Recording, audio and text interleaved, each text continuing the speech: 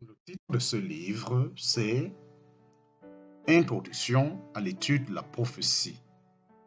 Introduction à l'étude de la prophétie, il est écrit par le bien-aimé frère Mark Tapenous. Mark Tapenous. Table des matières, résumé de l'ensemble du livre. Table des matières, résumé de l'ensemble du livre. Point numéro 1, pourquoi et comment étudier la prophétie. Point numéro 2, histoire d'Israël, des nations. Chapitre 1, étude de la prophétie, pourquoi et comment. Chapitre 2, première partie, histoire d'Israël, des nations et de l'Église jusqu'au retour de Christ. Chapitre 3, l'enlèvement des croyants. Chapitre 4, de l'événement de l'Église jusqu'à l'apparition du Seigneur en gloire. Chapitre 5, le règne millénaire. Chapitre 6, l'état éternel. Chapitre 7, conclusion, effet de l'attente du Seigneur. Nous avons des tables de matière plus détaillées ici. Chapitre 1, étude de la prophétie, pourquoi et comment. Chapitre 1, petit 1, pourquoi devons-nous étudier la prophétie. Chapitre 1, petit 2, comment devons-nous étudier la prophétie. Chapitre 2, première partie, histoire d'Israël, des nations et de l'Église jusqu'au retour de Christ. Chapitre 2, petit 1, introduction. Chapitre 2, petit 1, sous 1, 3 groupes d'hommes. Chapitre 2, petit 1, sous 2, chute de l'homme. Chapitre 2, petit 1, sous 3, l'appel de mise à part Abraham. Chapitre 2, petit 1, sous 4, les nations. Chapitre 2, petit 1, sous 5, l'Église. Chapitre 2, petit 1, sous 6, centre de la prophétie, Christ et sa glorification. Chapitre 2, petit 2, Israël. Chapitre 2, petit 2, sous 1. Chapitre 1, la vocation d'Israël, chapitre 2, petit 2, sous 1, bas 1. Promesse faite à Abraham. Chapitre 2, sous 2, bas 1, sous 2, promesse pour la descendance d'Abraham. Chapitre 2, sous 2, bas 1, sous 3, promesse pour les nations par le moyen d'Abraham. Chapitre 2, petit 2, sous 2, chapitre 2, de l'entrée de Canaan jusqu'à la captivité. Chapitre 2, sous 2, bas 2, sous 1, un peuple consacré à l'Éternel, chapitre 2, sous 2, bas 2, sous 2, méchanceté d'Israël et châtiment l'Éternel, chapitre 2, bas 2, sous 3, condition d'Israël sous le temps des nations, chapitre 2, bas 2, sous 3, bas 1, la gloire partie, chapitre 2, bas 2, sous 3, bas 2, lo amin, pas mon peuple, chapitre 2, bas 2, sous 2, bas 3, sous 3, le trône de l'Éternel quitte Jérusalem, le pouvoir aux nations. Chapitre 2, petit 2, sous 3, chapitre 3, le retour de Babylone et les 70 semaines de Daniel. Chapitre 2, sous 2, bas 3, sous 1, Dieu ramène son peuple. Chapitre 2, sous 2, bas 3, sous 2, pourquoi le retour partiel après 70 ans. Chapitre 2, sous 3, bas 3, les 70 semaines d'année, chapitre 2, sous 2, bas 3, sous 3, bas 1, 7 premières semaines d'année, chapitre 2, sous 2, bas 3, sous 3, bas 2, 62 semaines d'année suivante, chapitre 2, sous 2, bas 3, sous 3, bas 3, la dernière semaine d'année, chapitre 2, sous 2, bas 4. Chapitre 4, le rejet, la dispersion d'Israël. Le rejet, la dispersion d'Israël. Chapitre 2, sous 2, bas 4, sous 1, le rejet. Chapitre 2, sous 2, bas 4, sous 2, la dispersion des Juifs. Chapitre 2, sous 2, bas 4, sous 3, Israël subsistera. Chapitre 2, bas 2, sous 4, bas 4, châtiment de ceux qui persécutent Israël. Chapitre 2, sous 2, bas 4, sous 5, le temps de la malédiction. Chapitre 2, sous 2, bas 4, sous 6, jusqu'à ce qu'il retrouve Christ. Chapitre 2, sous 2, bas 4, sous 7, la dévastation de la terre de Palestine. Chapitre 2, sous 2, bas 5, chapitre 5, Israël et le retour du Seigneur. Chapitre 2, sous 2, bas 5, sous 1, les temps de rafraîchissement différés. Chapitre 2, sous 2, bas 5, sous 2, l'état d'Israël depuis 1948. Chapitre 2, sous 2, bas 5, sous 3, la non-intervention de l'Éternel. Chapitre 2, sous 2, bas 6, appendice. Chapitre 2, sous 3, les nations. Chapitre 2, sous 3, les nations. Chapitre 2, sous 3, bas 1. Chapitre 1, l'état embryonnaire des nations. Chapitre 2, bas 3. Chapitre 2, bas 3, sous 1, bas 1, opposition au peuple de Dieu. Chapitre 2, sous 3, bas 1, sous 2, la première ville. Chapitre 2, sous 3, bas 1, sous 3, le commencement des nations en Genèse 10. Chapitre 2, sous 3, bas 1, sous 4, caractères généraux des nations. Chapitre 2, sous 3, bas 2, chapitre 2, les temps des nations dans le passé. Chapitre 2, sous 3, bas 2, sous 1, premier royaume, Babylone. Chapitre 2, sous 3, bas 2, sous 2, deuxième royaume, les Mèdes et les Perses. Chapitre 2, sous 3, bas 2, sous 3, troisième royaume, la Grèce. Chapitre 2, sous 3, bas 2, sous 4, quatrième royaume, l'Empire romain. Chapitre 2, sous 3, bas 3, chapitre 3, le chef de ce monde, Satan. Chapitre 2, sous 3, bas 3, sous 1, les différents noms de Satan. Chapitre 2, sous 3, bas 3, sous 2, origine de Satan. Chapitre 2, sous 3, bas 3, sous 3, activité de Satan.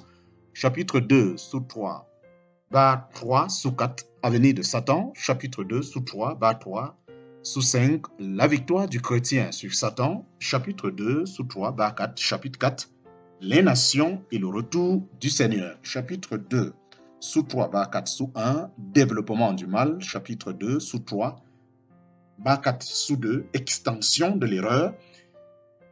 Chapitre 2, sous 3, bas 4, sous 3, rébellion contre Dieu et haine contre le peuple de Dieu. Chapitre 2, sous 3, bas 4, sous 4, catastrophe, guerre, famine et peste. Chapitre 2, sous 3, bas 4, sous 5, retour des Juifs. Chapitre 2, sous 4, l'Église. Chapitre 2, sous 4, bas 1. Chapitre 1, origine et la position de l'Église. Chapitre 2, sous 4, bas 1, les croyants avant l'Église. Chapitre 2, sous 4, bas 1, sous 2, fondation de l'Église. Chapitre 2, bas 4, sous 1, sous 3, caractère céleste de l'Église, appel, destinée, bénédiction et espérance.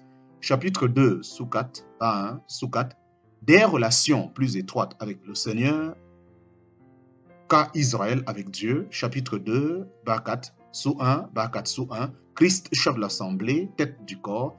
Chapitre 2, sous 4, bas 1, sous 4, bas 2, l'assemblée épouse de Christ.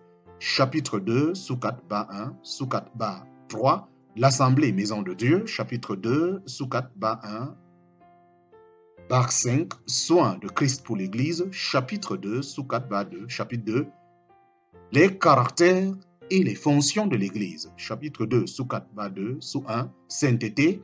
Chapitre 2, sous 4, bas 2, sous 2, unité. Chapitre 2, sous 4, bas 2, sous 3, présence du Saint-Esprit. Chapitre 2, sous 4, bas 2, sous 4, colonne et soutient la vérité. Chapitre 2, sous 4, bas 2, sous 5, place de l'Église dans les desseins de Dieu. Chapitre 2, sous 4, bas 2, sous 6, une sainte sacrificature. Chapitre 2, sous 4, bas 2, sous 7, disparition de la distinction juif-nation. Chapitre 2, sous 4, bas 3, chapitre 3, l'espérance de l'Église. Chapitre 4, sous 4, chapitre 4, l'histoire de l'Église professante et responsable sur la terre. Chapitre 2, sous 4, bas 4, sous 1, Éphèse. Chapitre 2, sous 4, bas 1, chapitre 2, sous 4, bas 4, sous 2, Simne. Chapitre 2, sous 4, bas 4, sous 3, Pérgame. Chapitre 2, sous 4, bas 4, sous 4, Théatire. Chapitre 2, sous 4, bas 4,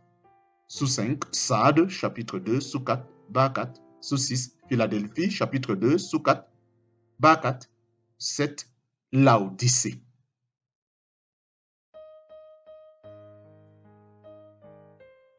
Nous entrons au chapitre 1, étude de la prophétie, pourquoi et comment. Chapitre 1, petit 1, pourquoi devons-nous étudier la prophétie? La prophétie occupe une place considérable dans la parole de Dieu. Sur les 39 livres de l'Ancien Testament, 17 sont des livres prophétiques et presque tous les autres contiennent un grand nombre de passages concernant la prophétie. Le Nouveau Testament a également de très nombreux fragments prophétiques, aussi bien dans les évangiles que dans les épîtres. Et il se termine par l'Apocalypse, qui est consacré tout entier à la prophétie. C'est dire l'importance de la parole prophétique et combien il est nécessaire que nous y portions attention. En effet, toute écriture est inspirée de Dieu et utile pour enseigner, pour convaincre, pour corriger, pour instruire dans la justice, afin que l'homme de Dieu soit accompli et parfaitement accompli pour toute bonne œuvre. En parenthèse, 2 Timothée chapitre 3, versets 16 à 17. Nous devons aussi exhorter à être attentifs à la parole prophétique, comme à une lampe qui brille dans un lieu obscur. En parenthèse, 2 Pierre chapitre 1, verset 19. Gardons-nous donc de négliger l'étude de la prophétie. Au contraire, puisque Dieu nous a révélé ses desseins quant à l'avenir de son peuple céleste, en parenthèse l'Église, et de son peuple terrestre, en parenthèse Israël, ainsi que du monde, en parenthèse les nations, nous considérerons comme un devoir et un privilège de sonder les Écritures où ces plans divins sont consignés. Nous en retirerons une riche bénédiction pour notre âme, car le grand sujet de la prophétie, c'est Christ lui-même, dont Dieu nous entretient tout au long de la parole. Pierre déclare que l'Esprit de Christ était dans les prophètes et les a poussés à rendre par avance témoignage des souffrances qui devaient être la part de Christ et des gloires qui suivraient. En parenthèse, 1 Pierre chapitre 1, verset 11. Comment pourrions-nous demeurer indifférents au récit des manifestations futures de la puissance que Dieu déploiera quand il enverra son Fils pour juger ses ennemis et établir son règne glorieux? Pour ceux qui appartiennent au Seigneur, il n'y a rien de plus merveilleux que la perspective du retour de celui qui a donné sa vie pour eux et a promis qu'il viendrait les chercher bientôt afin qu'ils soient pour toujours avec lui. Ce retour marquera non seulement la fin des épreuves qui sont le lot de chaque enfant de Dieu sur cette terre, mais il sera surtout le moment où nous verrons enfin le roi dans sa beauté. Transformé à son image, revêtu de corps glorieux semblables au sien et uni à tous les bienheureux rachetés, nous célébrerons les louanges de Dieu avec une allégresse inexprimable au langage humain actuel. Puis, après les noces de l'agneau, nous régnerons avec lui quand il viendra pour être dans ce jour-là glorifié dans ses saints et admiré dans tous ceux qui auront cru. En parenthèse, 2 Thessaloniciens chapitre 1, verset 10. Cette espérance est bien propre à réjouir nos cœurs et à les détacher des choses de cette terre pour nous faire attendre avec toujours plus de réalité la cité qui a les fondements de laquelle est l'architecte et le créateur. En parenthèse, Hébreux chapitre 11, verset 10. L'étude de la prophétie a donc une valeur prophétique pour le croyant car elle l'amène à se séparer du monde, à lever les yeux en haut et à s'écrier avec tous ceux qui l'attendent. Amen, viens Seigneur Jésus. En parenthèse, Apocalypse chapitre 22, verset 10. En plus, la parole contient de précieuses promesses à l'adresse de ceux qui ont à cœur de méditer la prophétie avec le secours du Saint-Esprit.